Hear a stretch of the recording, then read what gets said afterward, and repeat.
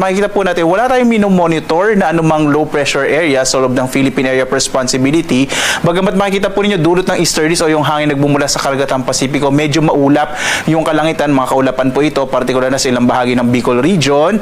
Gayon din sa may area na sa silangang bahagi ng Southern Luzon, yung Quezon Province, maging Bulacan, Rizal, at posible po sa Kamaynilaan, medyo maulap yung kalangitan na may mga tsansa pa rin ng mga pag-ulan. Iba pang bahagi nating bansa, makita nyo halos dito sa may Northern Luzon at ilang bahagi ng Mindanao ay fair weather po na may mga isolated rain showers and thunderstorms.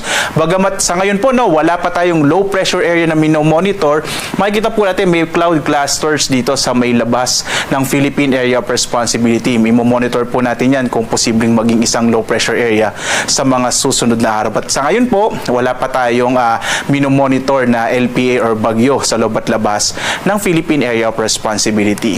Ngayong araw nga, inaasahan natin may mga tsansa na mga pag-ulan at maulap na kalangitan sa bahagi ng Bicol Region. Gayon din sa may Quezon Province, sa mga silangang bahagi po ng Central Luzon, itong Bulacan, kasama yung Rizal, at gayon din sa ilang bahagi nga po ng Metro Manila, posibleng medyo maulap yung kalangitan sa araw na ito. Ang nalalabing bahagi natin bansa, mga isolated rain showers and thunderstorms naman ang mararanasan, lalo na bandang tanghali, hapon hanggang sa gabi. Ito yung mga pag-ulan ng mga 1 hanggang 2 oras lamang.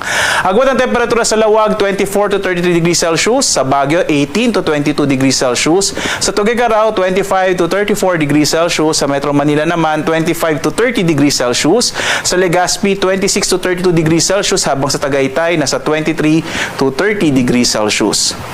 Sa Palawan, Visayas at Mindanao, makita po natin mga isolated rain showers and thunderstorms na mararanasan sa Palawan. Sa Kalayaan Islands, nasa 25 to 31 degrees Celsius ay nasahang lagay ng agwat ang temperatura.